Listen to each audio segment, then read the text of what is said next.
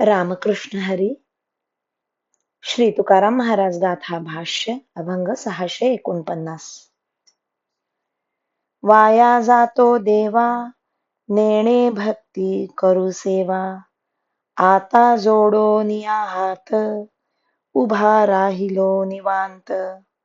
करावे ते काय, नकळे अवलोकितो पाय.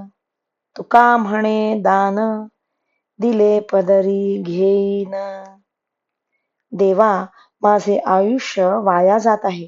तुझी भक्ती कशी करावी हे मला कळत नाही. म्हणून मी आता हात जोडून तुमच्या पुढे निवांत उभा राहिलो आहे.